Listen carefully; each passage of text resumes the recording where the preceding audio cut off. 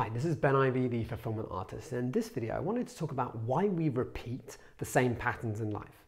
I'm sure you've noticed it. You make a lot of money, lose a lot of money. Or you trust someone and then they do something stupid and then you trust them again and then they do the same thing again. Or you keep attracting the same types of negative relationships. Whatever it is, why do we repeat it? Well, it's very simple. As humans, we're habitual creatures.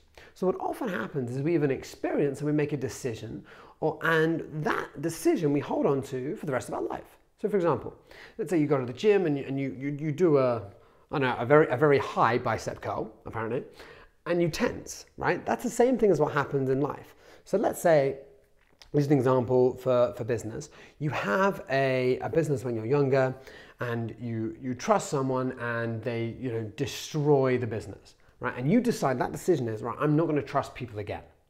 So as you go through your businesses, you tend not to trust people. Now, because of that, you may find that you have over-controlling behavior. So no matter what you go into, you're always going to have the over-controlling behavior. You're going to feel stressed because for you at a fundamental level, you associate a lot of pain with trust. And that's what happens with a lot of people is we have these pain and pleasure associations. And ultimately, because of that, we then just start repeating the same thing. For example, let's look into relationships.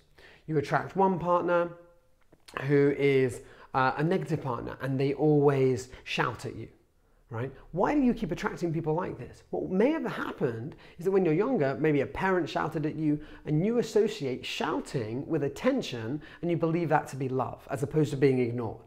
So now what happens is you actively, from an unconscious level, you are then attracting people like that because that is what makes you feel loved. So when we look into these patterns, we understand that usually it's under extreme emotional circumstances that these occur and we repeat them through life. How do you change it? Well, most people screw up on this part. And let's use a diet as an example. Most people believe the diet is wrong, right? I read an article where this doctor, a very intelligent man, said 98% of diets fail because the diet is wrong. How could 98% of people who are making diets be that thick that they tell you they tell you the wrong thing, right? So diet, eat less, exercise more. What are these diets telling them? Eat a bunch of donuts. No, obviously it's not 98% of diets are wrong. It's that the people are just repeating the same pattern. It's not that you need a better strategy. To use an analogy, let's say I'm an apple tree and you're a pear tree. If I put an apple and I give you a great strategy and I put it on a pear tree, what happens? It falls off. I give you the best diet in the world and I give it to you, it falls off. Why? Because the pattern is the same. The pattern is they do it for a bit, they lose a bit of weight, and then they go back to eating.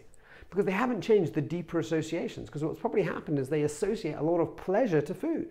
So they can put it off for a little bit, but then they're just going to ping straight back. It's the same with people that are always struggling in their finances, or always struggling in their lives in another area, relationships, right? They're always looking at the things that they don't want, they don't want this, they don't want this, they don't want this, and they keep repeating that pattern. And guess what? All they see is a bunch of stuff like that.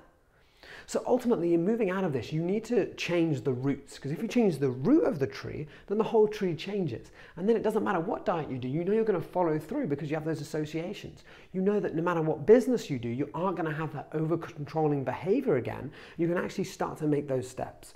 So why am I sharing this all with you? Is so that you can maybe think about for yourself, what are some of the patterns that you have and where do they come from? Because if you can start to understand it, that is the first step, right? Well, awareness is the first step, and understanding is also important, right? Awareness, understanding, and then you can make steps to change that. So with that said, comment if you have any questions, and I'll speak to you very soon.